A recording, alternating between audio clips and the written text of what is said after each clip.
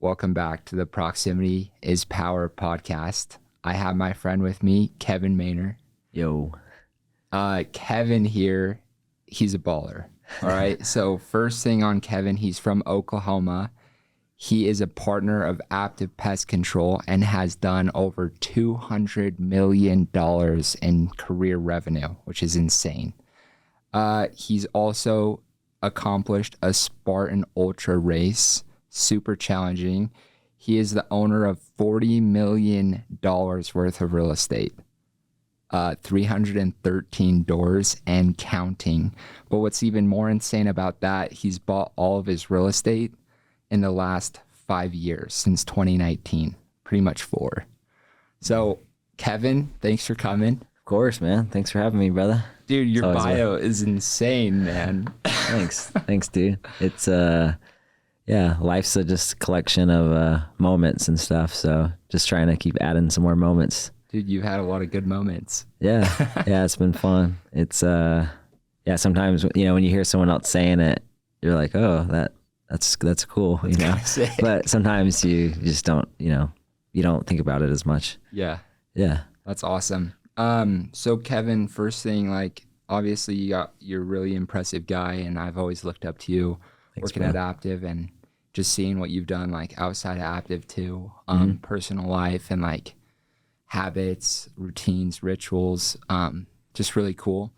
But first thing I want to talk about just a little bit is just trying to let the audience get to know you a little bit better. So where you're from Oklahoma, tell us a little bit about your story, your background. For sure, man. It's an interesting one for sure. I I grew up in Oklahoma. Well, I was born in California, then moved to in Orange County, and then we moved out to Kansas for a couple of years, and then Tennessee for a couple of years, and then landed in Oklahoma when I was in 3rd grade. And I've done a lot of self-reflection and a lot of self-work over the last year. So a lot of this I've kind of, uncovered a little bit more, because I actually don't remember a lot of my childhood for a while. I just kind of, my family would kind of make fun of me because I would never, someone would be like, oh, remember when this happened? I'm like, no, I don't actually remember, but just blocked it out. Yeah. But really, I think it was sometime between 3rd and 5th grade. I went from special class or whatever, or gifted class to, I don't know if it was remedial or just normal, but something kind of shifted there, because I grew up with a bunch of brothers and sisters that were valedictorians that, got 32 plus on ACTs and all that kind of stuff. And so I always kind of felt like the black sheep of the family, because for whatever reason, school just like really clicked for me. So after that kind of point, I was basically what I call like in the wilderness since from like third to 5th grade, sometime around there, until when I went on a mission for my church. And so basically how that manifested itself is I just didn't have a lot of like confidence for whatever reason. I think, again, getting kind of like sent to like a non-special or non-gifted class kind of did something internally with me. I'm not really sure. But yeah, for the whole time, I really didn't have a lot of friends. I would hang out with like kids that were like 3 years younger than me for whatever reason. Like those would be because those are the people I had like confidence around. But around my peers, I was just I had pretty bad acne for most of my life, and I'd always I'd get into sports and then quit them, or I didn't really know how to become successful at things. I had a lot of energy, I knew how to work really hard, but for whatever reason, I just was in this like wilderness period where I always say, like, if I went back to myself at that point, I wouldn't even know. I can't even fathom like the mindset I was in, because it's felt so almost like just so unproductive for so long. Was it pretty hard for you, or like did you just not know anything different? It wasn't like I was like bullied or anything like that. I just didn't have a lot of I had a lot of energy and a lot of I knew how to work hard, but I didn't know. I had like probably a dozen different jobs growing up. I'd have a job for like 6 months and I'd get bored, and then I would just like not show up, and just didn't have, I wouldn't say that I was like really grounded as a kid. And, yeah, I just kind of always felt like a black sheep. Like, didn't really know where you fit in. yeah, exactly. And so that's kind of what happened until, I was at like 21 and then, or sorry, until about 19, 20. And then I went on a mission. I told my bishop, at the time, who was the leader of the church or leader of the congregation. Yeah. And I was like, hey, I want to get sent to the most difficult mission, just cause I feel like I need it. Yeah. And yeah. And, yeah, so I got called to Poland and, I heard that's tough. Dude, yeah, it's really hard. Really hard language, like probably 500 or less people that go to church there in the whole country. Yeah. And funny stories, there, but anyway, so, and I don't know if anyone can like relate to a lot. I mean, everyone has different backgrounds and stories, but like, I was just like, dude, I need this. Yeah. I need something to like, hard to get me there. Okay. And, so I went there. I remember being in the MTC where they send missionaries to like learn and stuff. And, before they go out to their missions, and, it was something clicked whenever like right when I like got that call, it was almost like this like challenge for me. Mm-hmm. And in the MTC, that's when I would say I took on this like really heavy masculine role. Mm-hmm. Where I just kind of went on this like masculine tear for a long time. And the way I describe the masculine and feminine, the masculine is like more of like the doer, the warrior, mm-hmm. The one that goes out and hunts and brings it. And it doesn't have to do with gender. It's just, that's like the energy. Uh-huh. As a kid, I wouldn't say I had really like masculine or feminine. I was, like I said, I was in the wilderness. And so, it was the first time in my life on my mission where I felt validated for the things that I was doing. Mm-hmm. Right. So I went out there, I told the people that I went out with, I'm like, hey, I'm not here to make friends. I'm just here to like preach the gospel. And I went in this heavy masculine thing.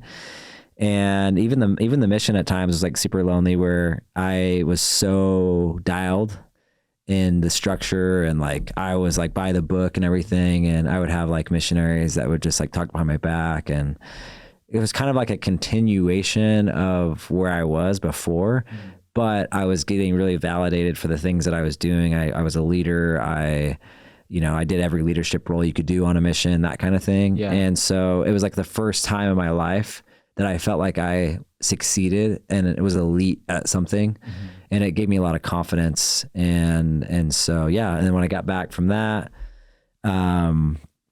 I started selling. So I went to BYU, Idaho, and before my mission too. So I had like a 3.0 in high school, never really did homework, never really cared.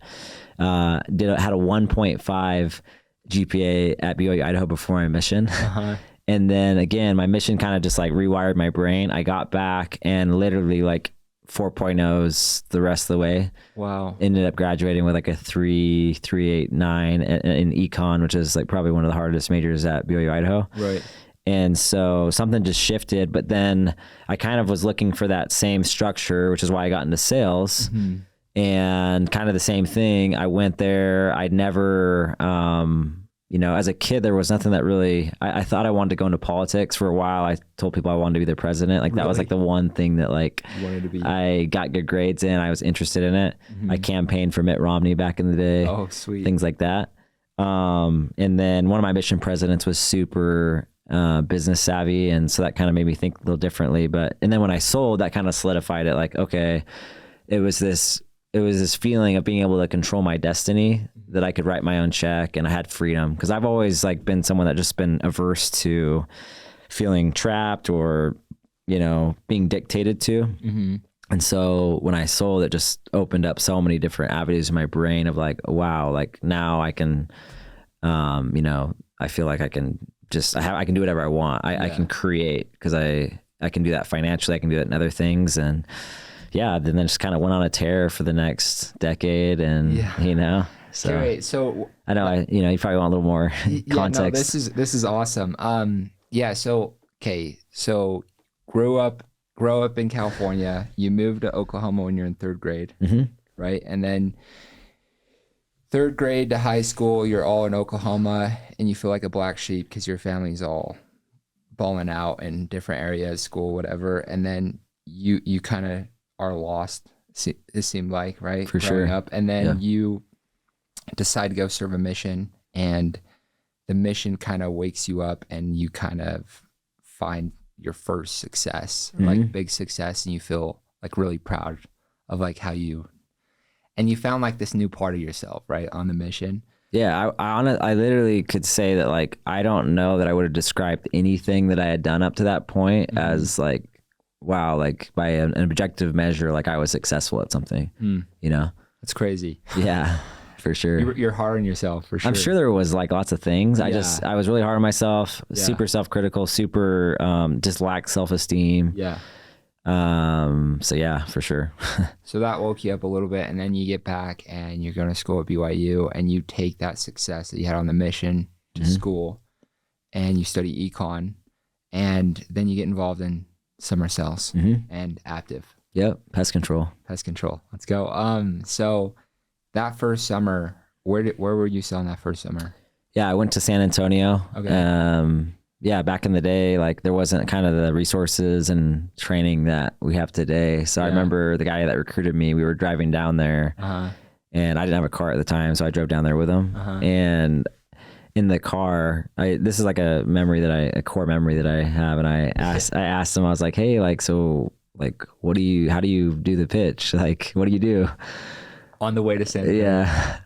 And then like my first day, you usually shadow somebody. And my first day, he was just kind of tied up with other people. And so I was like, dude, I'll just go out and rip it. And I remember my first sale was this like really, really nice black lady that I sold her, and I was like so grateful that she had this like, I was like, hey, how can I like pay you back? And she had this like pile of bricks in this lot next to her or something, like in her backyard. And she's like, I need those moved. And so like I sold her, and then I like helped her move a bunch of bricks for a couple hours.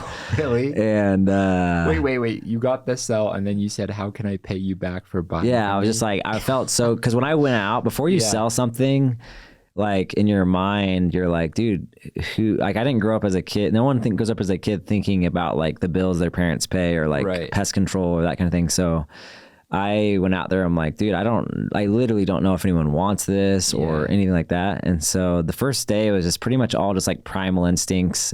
As a kid, I would say that like people would at sometimes describe me as like, what's the word that people would say? Kind of like charming, that kind of thing. And so I kind of had a little bit of that like belief a little bit. And so when I was on the door, I would just kind of use that. The first few days, it was all just like going off my primal instincts. And you got people to like you fast. Yeah. And I got like a couple sales on the first day, 3 sales on the second day. And then I just kind of like slowly built up confidence in that. So you picked it up pretty fast. Yeah. For sure. Did you, were you nervous going into that first summer, or were you like, I got this?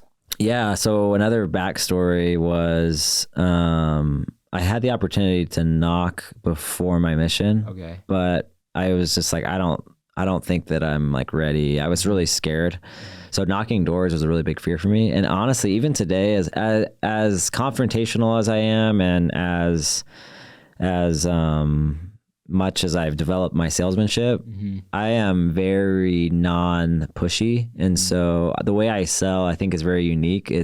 I'm really good at like finding people that are interested. Yeah. And for people that are interested, I feel like I'm better than anybody. Yeah. But I don't, you're like a fisher. I do not spend time. Like I can't even tell you how many not interested sales I've gotten. I don't even know that I've gotten like a handful. Like really? I don't even spend time with them. They say they're not interested out there. And for me, it's like, it's really freeing for people to realize like who they are and what their flow is, and instead of trying to be like someone they're not. Yeah. And so I just decided that was like a big thing for me, was like, I don't want, because sometimes people equate sales to being pushy. And I think being pushy is not being aware enough of the person. Right. And then just like plowing through, because you're not aware. I agree. Like some people are like actually not interested. Yeah. And like a lot of reps just keep going. And that's really uncomfortable for me to do, and for me to watch when I'm shadowing guys. For sure. And And it's an abundant mentality. Like I always tell people like, dude,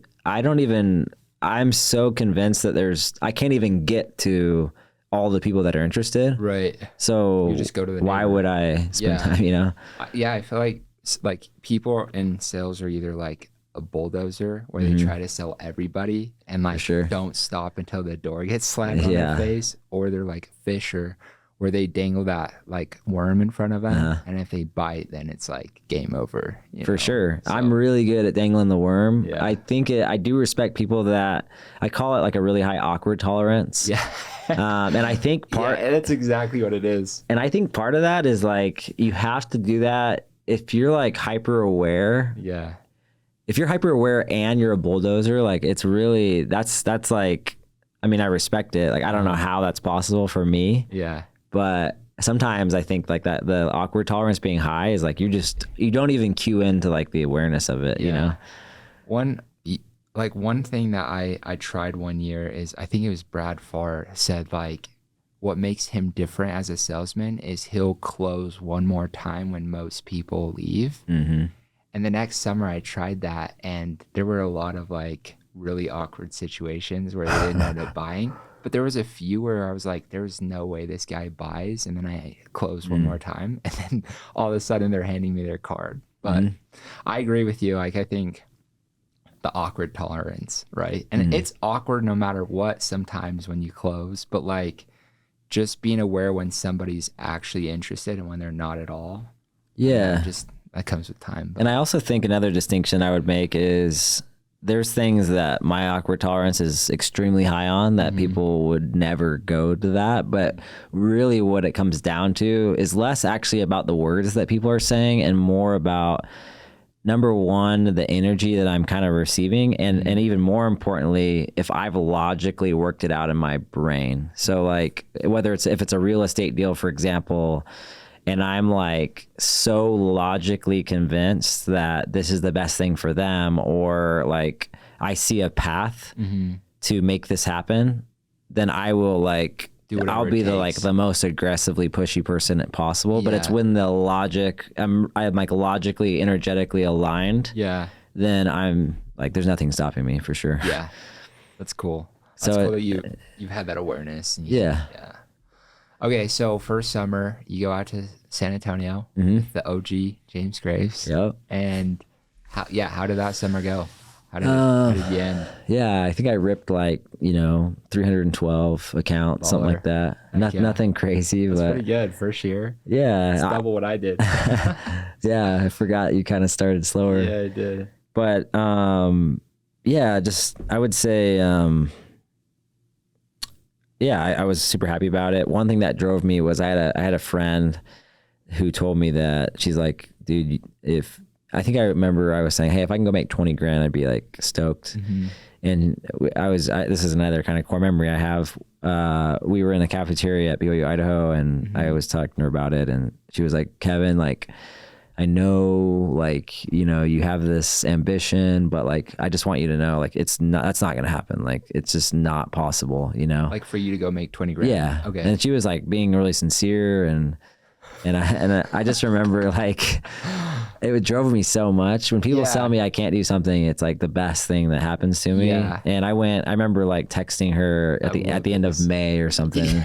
And I was like, hey, I already made that, I think I made like 61K that summer. That's and so badass. It gave me, it really, I mean, I had a lot of confidence for my mission and that kind of thing, but still definitely, especially in the department with women, I still had a lot of like lack of confidence. Yeah. And then after selling, I think I would say, definitely had a lot more swagger. Yeah.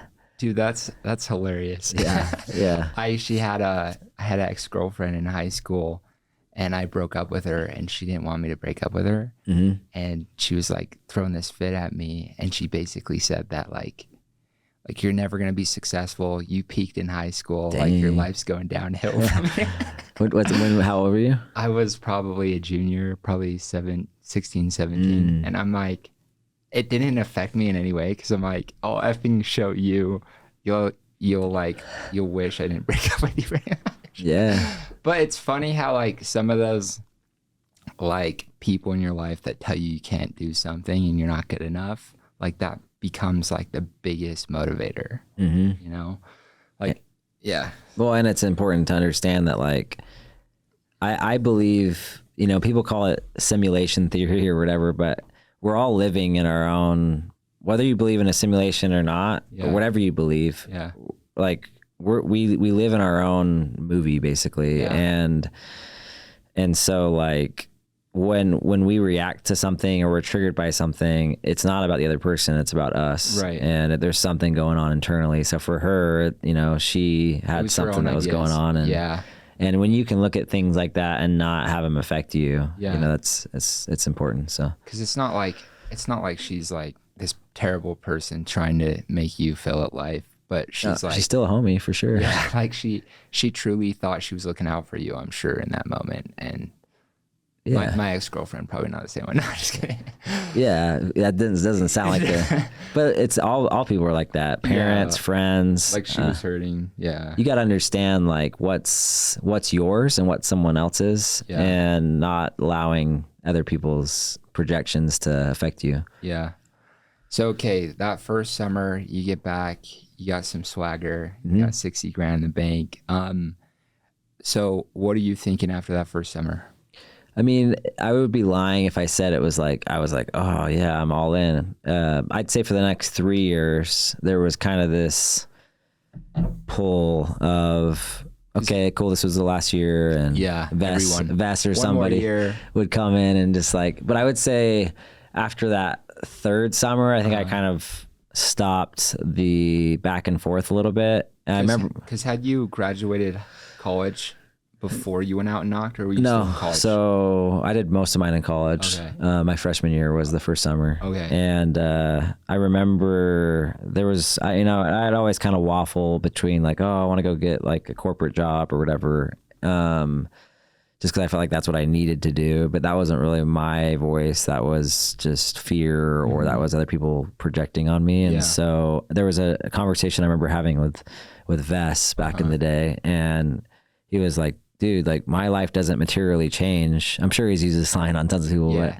like my life doesn't materially change whether you're here or not. But I want you to give me 1 year where you just go completely all in and see what happens. And that year was when I, hit regional and basically was able to get off the doors, which is, kind of the dream in summer sales. And then from there, that was my senior year. Right. So I think my senior year, I went out, had a couple teams. That was the first time I felt like I made decent money. I think I made like 250 that year. Awesome. And at that point, and I would have to say some of this is in retrospect a little bit. I don't know if I was thinking this exact thing in the exact moment, but I had this kind of conversation with myself, and I said, hey, what is the typical path that people go on, right? It's, they go to school, they rack up debt, they work till they're 65, this arbitrary number. Statistically, most people are unhappy. Most people don't like their job, and most people don't have money enough to even go more than a year when they when they retire. And by the way, they haven't kept their health in order. And so not only is their health on the decline, they're broke, and they're unhappy because they've been living out of integrity because they've had a job they haven't liked for so long. And so I said, that was my first probably point in my life where I said, hey, what dogma is here? And let me take a step back and say, hey, like, what's the goal here? Like, why am I here on earth? Like, what am I trying to achieve? Right. And got into, I think I read 4-hour work week at the time. Yeah. And this whole idea of lifestyle design and just saying, what would I be doing in a perfect situation? And then reverse engineering the job to fit the life rather than the life fitting the career. Yeah. And so at that point is when I'd say from that point is when I felt retired since that point, because like, I don't know that I would materially change much it being quote unquote retired. I'll still be basically doing everything I'm doing right now. When did you have that realization?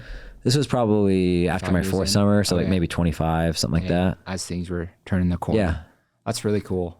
Yeah. Cause it's like, we don't have to go with the flow of society. Like all of the most powerful creations I've ever had in my life and the periods of the most flow have come on the other side of looking at I would call it unautonomous thinking and dogma, and just saying, is this am I out of choice here? Like, am I making am I acting out of choice? Or can I strip this back? Can I think about it in a different way? Can I get really creative? Can I put constraints or remove constraints? Yeah. Like constraints you could put in is like, hey, my perfect life looks like these are the non-negotiables. So that would be adding constraints, and then maybe removing constraints. Like, it has to look this way, or this story or that story. And then all of a sudden you just create clarity and the path appears, right? When you get really specific about inputs. It's like our lives it's all an algorithm. And the more inputs we give our algorithm, the more efficient and the more successful it can be, right? But we're just not, a lot of times we're not bold enough, or we have too much fear, or we have too much dogma, and we don't allow ourselves to actually give the inputs to the algorithm, you know? Wow. Yeah. Rewind that. That's crazy, because it's true though. Like, most people are living on autopilot, and they have all this programming from childhood and like outside influences, and they just live their life on autopilot and never even like look up to like even think about what they want or what the perfect life would be. Yeah. That's cool that you kind of did that on your own. I appreciate it. And to be honest, it's a process. And the other thing to kind of mix as insult to injury is we're not trained as licensed therapists as we grow up. So the way we interact with other people, a lot of times it causes more harm than good. And I've been the bearer of that a lot to people, but like, really, people can change when they feel seen and heard. Cause like we all act in our own logic. And so like, I think I would like, if I had the exact same life as somebody that felt like they were a big victim, like I would act the same way that they would if I had all the same life up to that point, most likely, because we all act according to our own logic, right? It's our own movie that we're playing. And so when we can just get curious and actually see people and try to put ourselves in their shoes, and again, remove the dogma, remove like the need for them to change, and just be open to who they want to be, that's when like all of a sudden you can start growing, because you feel like validated and seen. And sometimes we think that people change by like, do this or that or whatever. And it's like, no, like most of the time, if you look back, it's like someone saw you and allowed you to be exactly who you were at that point, which gave you the wings to soar from there, you know? Interesting. That's at least how I try to like live my life now, you know? Yeah. And I feel like you're a much better person and friend, and like whoever's in your life, like you're better for, because you have that mindset, you know? Yeah. And understanding your weaknesses. Like this morning, it's been an interesting week for me, just having different ego things come up, and had some scarcity. Like we all have scarcity no matter who you are. It's like, you're never going to get to a destination where you don't deal with scarcity or whatever. And so even this morning, like I still act out of integrity sometimes. And I lashed out at James actually this morning. We were having this text conversation, and I was just like, I felt like I would just, I don't know. I just didn't treat him. I treated him like an object, more than a human. But it's just being aware of where you are and quickly apologizing when you're in those types of situations. But yeah, this isn't to say that I have it figured out or anything. But I will say my two North Stars is like hyper awareness and complete authenticity to who I am. And that doesn't mean I'm not gonna make mistakes, but I'll be aware enough and say, hey, I'm sorry. Like that's my ego. I'm working on it, kind of thing. But anyway, I just wanted to point that out, that like just this morning and honestly this week a lot, I've been in a lot of ego and scarcity and things like that. And I think so is everyone, but you actually have the awareness that you know that you did that. I mean, it's one of those things that it's a constant journey, battle every day, trying to be who you want to be. Yeah. And just surrendering to the fact that we are everything. Like I'm the murderer. I am everything. Right. And that's the funny thing with Christianity, religion and stuff. It's like, if we believe God is everything, but yet when we experience something that's in contrast to who we want to be, we judge ourselves so much, even though God has and is everything. but we judge the contrast, Right. even though that is part of the whole. Interesting. You know, it's really interesting. But shifting gears a little bit. So real estate. So you've been in door to door for a while. You made 60 grand your first summer. What were some of like your first investments, and like what got you interested in real estate? yeah, so I would say like my kind of path for investment learning, like it started off literally with Dave Ramsey. Heck yeah. It was like Total Money Makeover. Nice. It's a good book. Yeah, I think it's good for the state of where I was, right? And I grew up like, I swear, like my parents are the most frugal people like on the planet, 1000%. Like they have saved their way to retirement, Really? like for Yeah. sure. My dad's same way. Yeah. So I grew up with that, and some people can't help but just follow their programming, and other people are completely repelled by it. And that's how I was. Like I wanted nothing to do. I want to experience everything life has to offer. I don't want to be limited by resources to do that. And so I've always been motivated by just being able to have options and freedom and all that. But anyway, so I had that background. I gravitated towards Total Money Makeover. He talks about mutual funds and not having debt and that kind of thing. And so that's kind of where and then I read Rich Dad Poor Dad from there, and still didn't know how to apply it. Rich Dad Poor Dad isn't very tactical. He doesn't teach you how to invest in real estate. Yeah, He just says philosophy. It's a good deal. Yeah. Yeah. And so I kind of like sat with that for a while, but my first kind of investments were more based around tax savings and strategy. So I would do 401ks and that kind of thing. That was probably the first 5 to 6 years was mainly that. And I with a couple different cycles, I realized that I wasn't really about that anymore, especially when I got into real estate, because there's some really good financial advisors out there, but I just felt like, you would build up your portfolio, and then a downturn would hit, it would wipe everything out, and then you'd restart again. And maybe your baseline was like a little bit higher than where it was. But when you factored in all the losses and everything, like I get like the idea of compound interest. And I think from a like a philosophy standpoint, like I get it, like compound like a penny and compound effort and compound all those things. And it's a cool thing to teach in theory.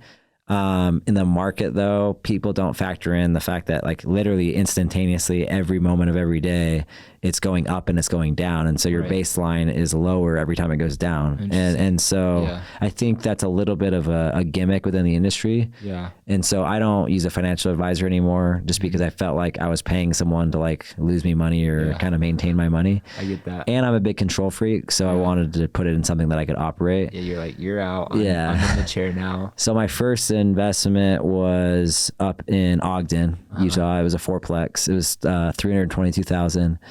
And there was a really nice guy. I still appreciate him, but there was a realtor that came to me, and I think he kind of just knew people in Summer Sales had money. And so he'd come to the office and be like, hey, I'm a fourplex realtor. So he'd come with this sheet, and it would have like the rents on it, the price, and it'd be like, here's the expenses. And it'd be like property taxes, insurance, and utilities. And that's it. And I was like, cool. Like I read Rich Dad Poor Dad back in the day, and I started listening to a bunch of Bigger Pockets episodes, and so I was like, cool, let's do it. And so one big mistake that people make in real estate is they just buy where the price is cheap. And what they'll do is they'll just buy in like podunk areas, or they'll buy in like negative population growth, D neighborhoods, things like that. And their only consideration is this cheap or not? Right. And I kind of did that in Ogden, because people that are from Utah kind of know how Ogden is a little bit. It's kind of a little bit, there's some slummy parts for sure.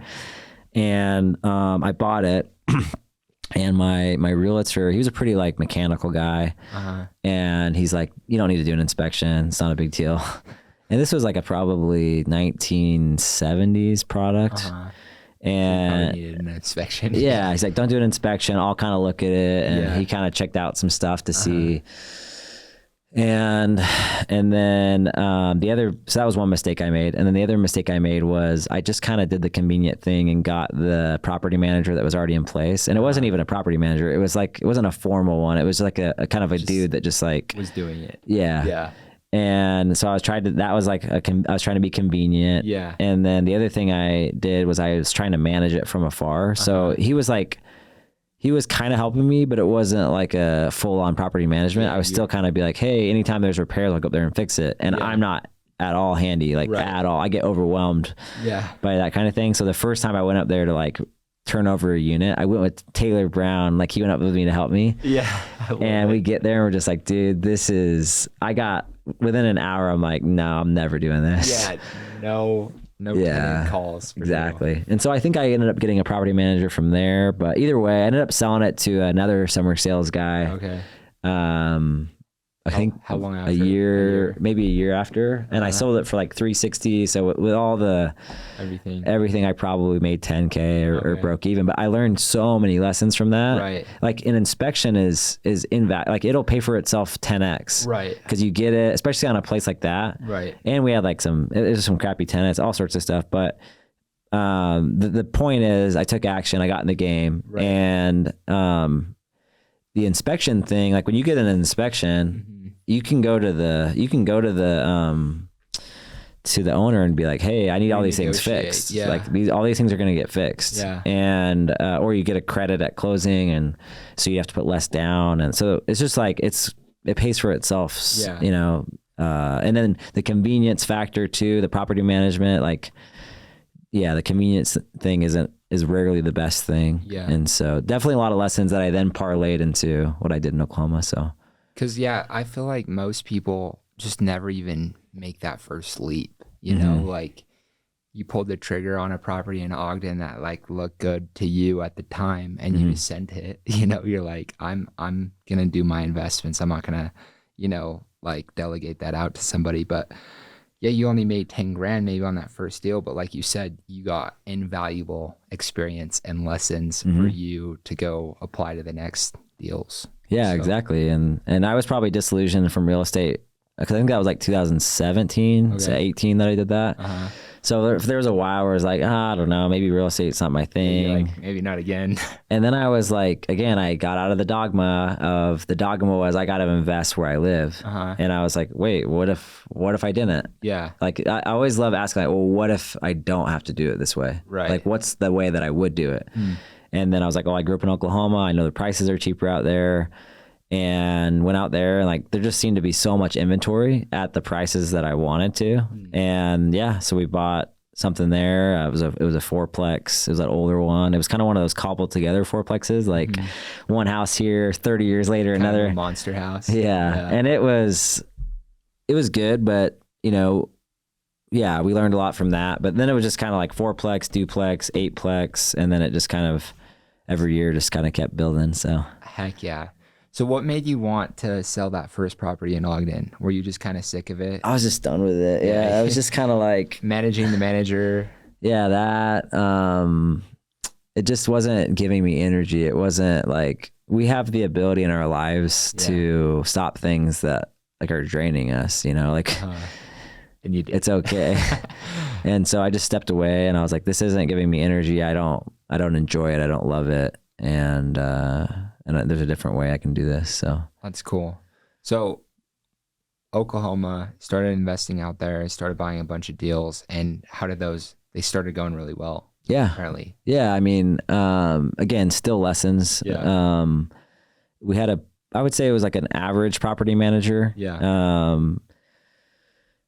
Like you said, people realize, especially if you're buying value add stuff. So buying stuff that is older and fixing it up, like there's a lot of expenses. Like people drastically understate expenses. Again, this guy that brought me the deal, like he didn't have maintenance or repairs on there. Right, and or it's like management fees. Yeah. Yeah. And so, that was one big thing was just like realizing like, hey, like there's a lot of expenses here. Yeah. And just knowing the numbers a little better. Yeah. Like I for a long time and still even today, it's harder with interest rates where they are, but I I underwrite at least 50% expenses, sometimes 55%, depending on how old the property is. And I know if I can pencil out at that I can perform better than that, but I'm going to underwrite it based on 55%. Wow. And it's just a way I'm not a big research guy. Like I don't, that's kind of a misnomer people have with me. Like I am very quantitative, but I don't like research. I don't like spending a ton of time in that. I like simplicity. And that's like a big lesson I think for people is the reason I can act is because I create ways to act simply. So for example, when I'm underwriting a deal, my first look is like, hey, based on the rents, would I still have some cash flow at 50 or 55% expenses? And just having that quick number, that quick little like, hey, I can look at this thing in 5 seconds. I can know if I want to deep dive on it, and I can get through a ton of deals that way, and then put in a bunch of offers, and then kind of go down the process. Makes sense. Rather than someone that it's like they're getting so caught in the details, right? Then they just like make it simple. Like it can be simple, and then over time you build different kind of core like rules that you have, and over time you just have this quiver that you have kind of established of different rules. And we have no-fly zones in Oklahoma of like, hey, we don't invest here, and just like you just kind of build like your culture in that way. That's cool. Yeah, because I feel like a lot of investors like just stick with like properties around where they live, like 10 miles away from where they live, so that if there is an emergency, they can go fix whatever is wrong.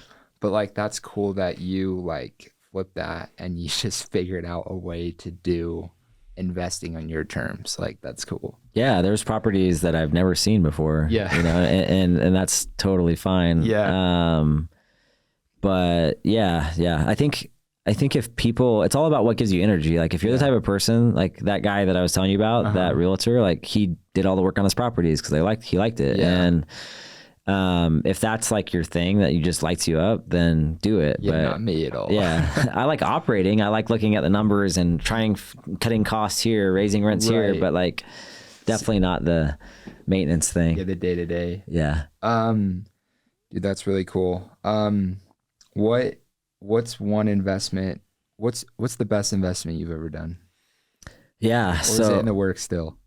What was that? Or is it in the works still? No. There's one that's been like, it's been insane. Yeah.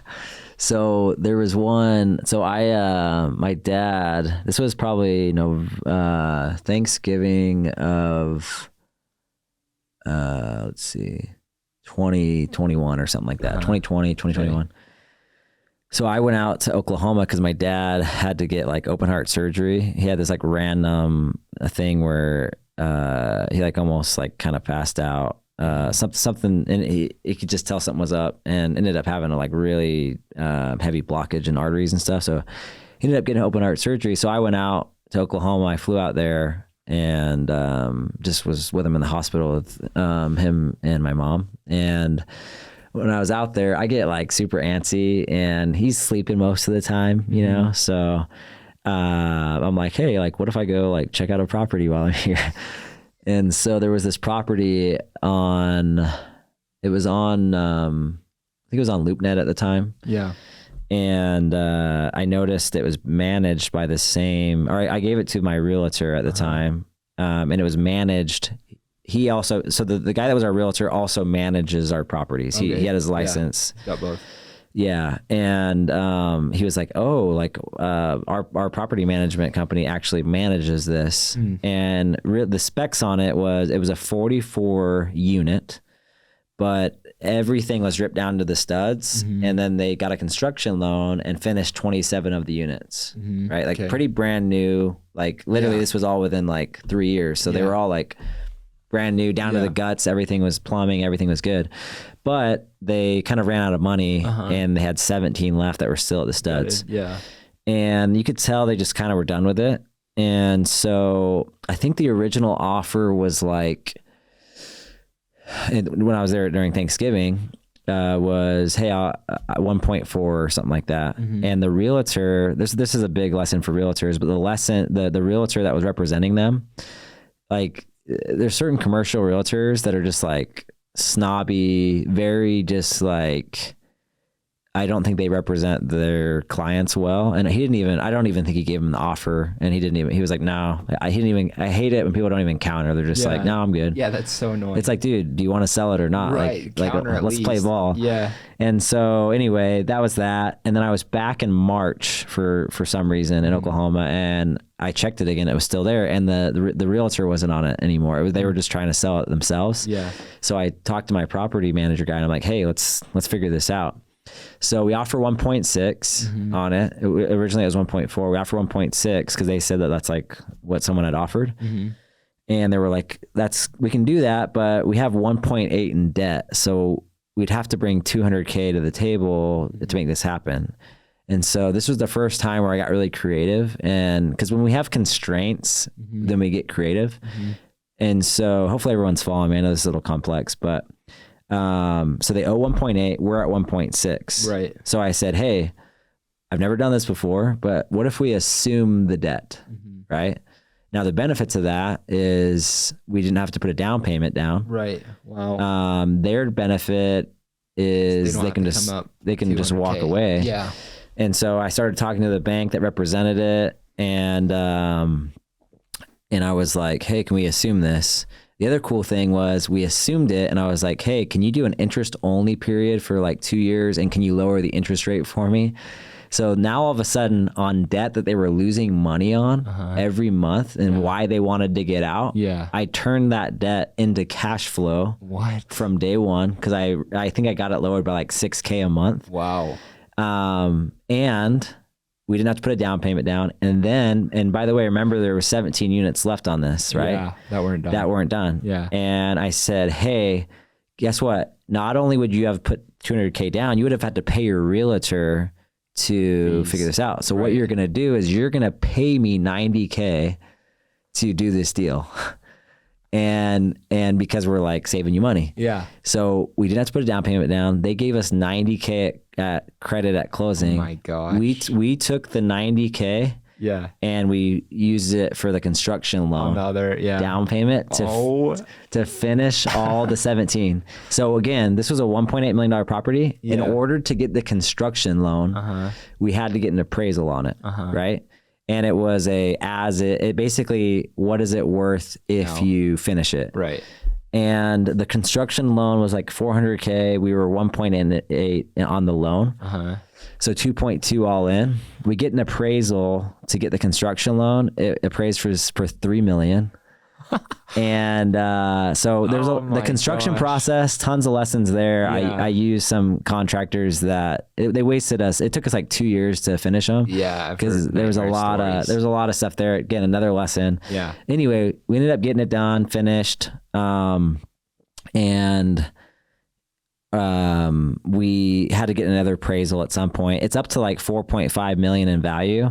The land is big enough that we can add another like 25 units on it. That is so sick. And essentially we have like an infinite return. Yeah. It brings in like, and by the way, we found 3 more units that we could build there. Just kind of, there were some weird units that had like multiple entrances and stuff on them. Yeah.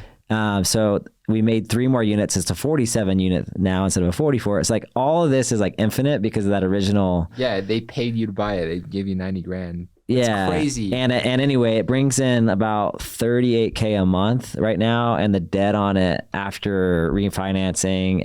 And by the way, we actually pulled out like 400K out of it because we refinanced out of it, cashed out refi. After the cash out refi, after pulling out like 400K. Okay. So not only, anyway. This is insane. It's I'm stupid. Freaking out. Yeah. After we pull out all the 400K, the debt's like 14 on it, 14 a month, and we rent it out for like, actually it's like 34. Oh my gosh. Yeah. And it's like always rented out, and the expenses are really low because it's basically brand new. Right. Yeah, it's dope, dude. It's dope. I'm so glad I asked you about that. Yeah, like it's a home run. It's a grand slam. It'll lit you up just talking about it. I kind of actually hate explaining it because it is kind of complex. No, I followed the whole time. Cool. Hopefully people do, but I always kind of hesitate. I like sharing it, but people, it's hard to follow. So Dude, I feel like you should be on Bigger Pockets. Like that deal alone should get you on that show. Dude, it was cool. It's just like getting creative. I love creativity. Yeah. There's been multiple examples like that because I'm like an aim, fire ready aim guy. Yeah. So my like thing is I actually get under a contract. I tie it down before we even have the like there was a deal that we did before you even know if it's going to happen. Yeah. Well, there was a deal that when we bought our 120 unit and it was, we were going to have to put like $850K down or something like that. We didn't have that. Yeah.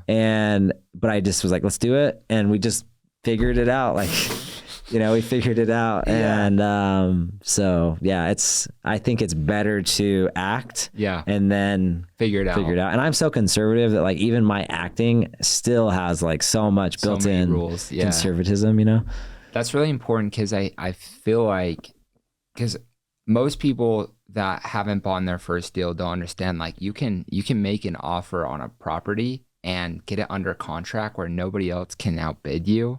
And you have like a due diligence period, usually 15 to 3 months or whatever, depending on whatever you put in the deal, where you can back out with no loss. For sure. And so like, and I always close for the most part, but it's because I won't just like, you don't want to waste anyone's time. I'm not going to do it on like one that I have zero interest in, but it's like, if I'm like, hey, I'm good. Deal. Yeah. But I'm not like 100% sure on like where the funding's coming from or how we're going to knock it down. Right. I'll still do it. And it always works out. Dude, I love it. That's awesome. And I can't believe you found that on LoopNet. Like, dude, that's the thing. And then you just stayed persistent with them because they rejected your first offer. That's where all my deals have come from. Yeah. Crexy, LoopNet, and MLS, literally. Dude, I need to send it because I haven't bought one commercial property. But really? Yeah. Well, once you do, once you're like, that's the other thing. Once you've created a story for yourself and experience, it's so, you have so much confidence. And so I'll have people that send me emails all the time, like commercial agents, and I'll be like, let's do it. Right. And because we have this experience, we have the clout. And so you just kind of build that confidence in that portfolio network. And you'll get deals. Well, I should say I got people that send me pocket deals all the time, but most of them I still end up getting on the MLS and stuff. Dude, I love it. Yeah. All right. Couple last things. This hour's flown by. Has it been an hour? Yeah. No way. Yeah, we got like probably like five-ish minutes left. I'm happy to go as long as you want, man. Let's see, Kevin. One thing we kind of touched on this a little bit, but like I want everyone to hear about your philosophy of just organizing like your day-to-day tasks, as far as like just like what you do as far as like organize them with things you love doing, hate, and the neutral things. No, I kind of have these, I had this realization the other day where I was trying to figure out my style of like the way I think about things, and I actually realized I'm like a philosopher. That's kind of how I like to think about things. And so I'll take concepts and I'll kind of distill them down into these nuggets that I can either teach other people or kind of take on for myself. And one of those is this idea that there's negative things, there's neutral things, and there's positive. And I actually believe there's no such thing as good or bad in the grand scheme of things, but in terms of what lights you up, right? So hopefully there's not a lot of people that just do things that they hate every day. Yeah. But we need to take inventory and say, let's just start and list these things out. What are the things that light you up, that give you so much energy? What are the neutral things that you're like indifferent on? And what are the things that you just literally every time you do it, it's like pulling teeth for yourself. You hate it. There's just no party that wants to do it. Yeah. So start with that and say like, hey, I'm not doing these things. Like how can I eliminate those things? Whether through leveraging other people, leveraging your resources, paying somebody, like there's always ways to farm those out. Like you hate mowing the lawn, you're going to hire someone out to do that. Yeah. And that could be a neutral thing. For me, that's probably neutral. Yeah. But something that you just absolutely hate. Like I'm trying to think of, like for me, I don't really love to cook, right? Yeah. And so guess what? We have someone that cooks all of our lunches and dinners. That's awesome. I don't like I wouldn't say I hate mowing the lawn, but again, that falls in a neutral thing. Right. So I definitely would hate mowing the lawn at my new place. Yeah, it's huge. But yeah, so anyway, so just like listing those out. First step, eliminate anything that you just hate to do that drains your energy, that in a negative way, right? Not that it's like, oh, you know, because there's things that like I do that people hate doing, but it gives me energy, and it doesn't even have to do with like, it doesn't even have to do with like if the thing is hard objectively or not. You just don't like it. Yeah. So there's that. The neutral stuff, it could be mowing lawn, cooking, it could be cleaning the house, it could be, you know, myriad of different things. The neutral things, it's like, cool, as much as you can pull that away with either resources, leveraging other people, whatever, that's great. Yeah. And then if you can, sometimes people don't even know what lights them up, right? You ask them, it's like, I don't even know, right? So you got to spend some time in introspection. Yeah. But like, okay, what are the things that like, I like the way I like thinking about it for people to kind of use as a cue to think about this is, what is the thing that you can just like stay up till 3 a.m. and someone like your wife or, you know, someone has to like pull you away from the computer or pull you away from whatever it is. And that's a hint of what you love to do. But like try to spend as much time as possible in the things that give you energy.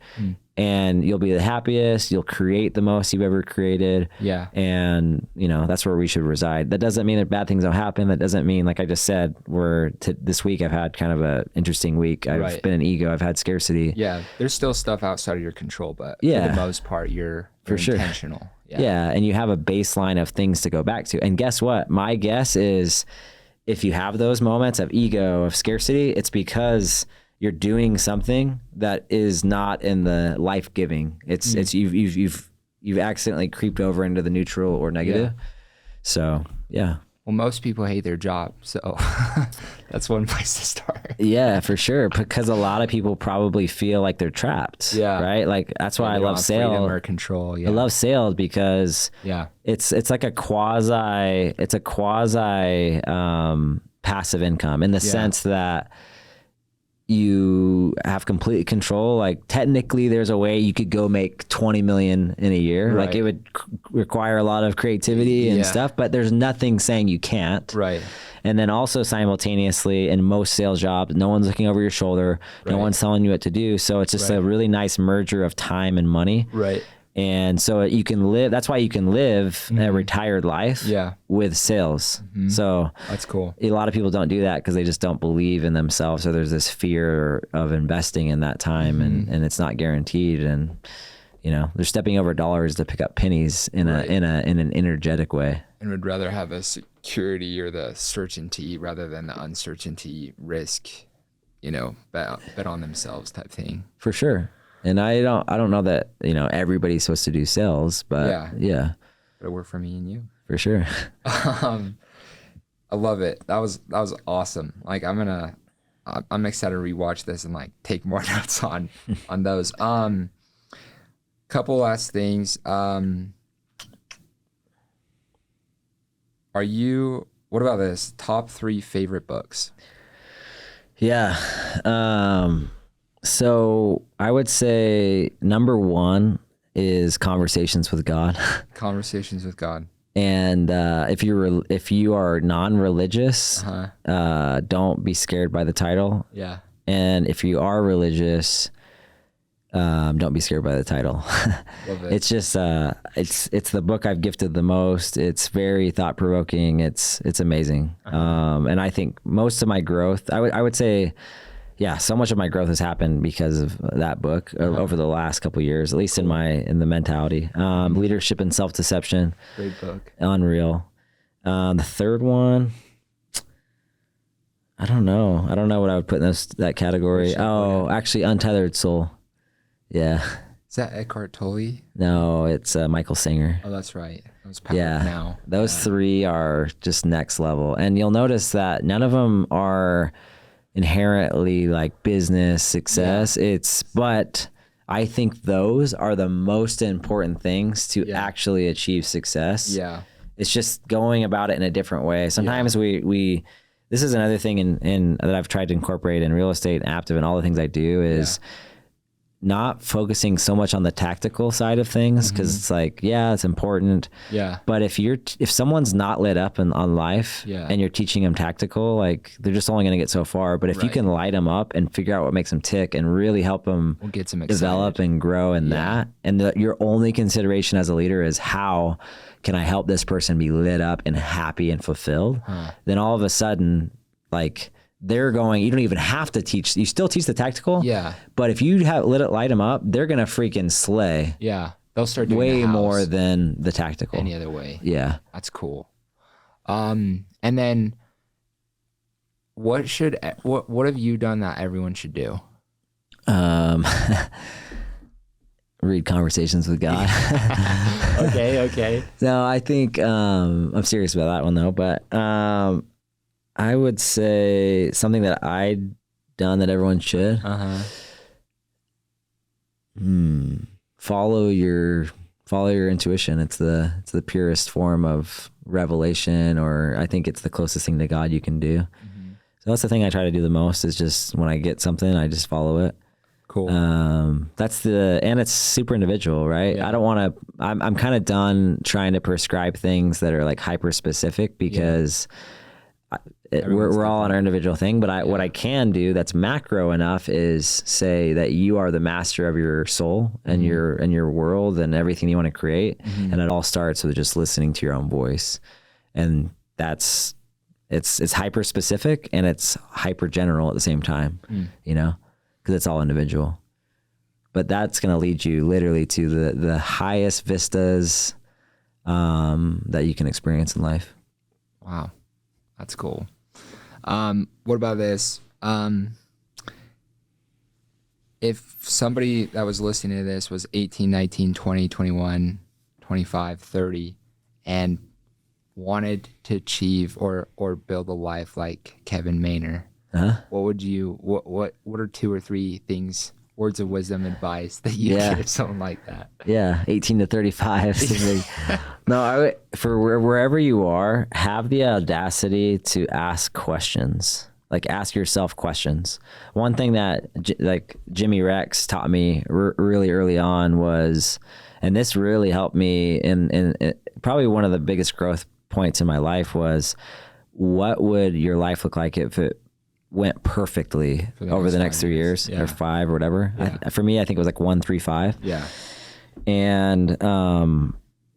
And just really like not infusing any society or your parents or anybody's opinion in that, and having the audacity to expect or ask for, not expect, but ask for and see what perfection looks like. Because if we don't even know what like perfect looks like, so many people don't know what that is. It's like, how the hell are you going to get anything even remotely close to that? Right. So it's just like the universe works in that way where it needs the inputs. And so if you can give them the inputs, why would you give them 80% of what you want? Give them 100% of what you want. Make it like the perfect situation. Yeah. And then let your reticular activating system, the universe, energy, whatever you want to call it, go to work for you. Yeah. Because it will, if it just needs inputs. You just need a target. Yeah, that is number one. In all areas of your life. Yeah, exactly. That's awesome. Just writing them down, very clear. The more clear you can get. The reason why clarity is important is because the more specific you can get, all of a sudden it wipes out, some variables that you don't have to, your mind doesn't have to filter through, because it's like, no, I already know you're not interested in that. While, and simultaneously, this is kind of the kicker, is there's that, and being open to the surrender of anything. Because if you're like hyper, like, I don't do this, whether it's fear or dogma or whatever that's stopping you from doing it, and you limit variables that can happen to you, you're also not letting like the flow of life or the surrender of life to actually work for you. So it's almost like 2 counter things. It's like, be really specific, be willing to ask, have the audacity, start acting in accordance, and go overcome your fear, while also being open that at any point you can do a complete 360. Yeah. And life's going to throw you something. Exactly. Yeah. Yeah. That's awesome. Yeah. And I could do a whole another podcast on just that one concept, but I love geeking out on like all that kind of stuff. I love it. That's gold. Thanks, dude.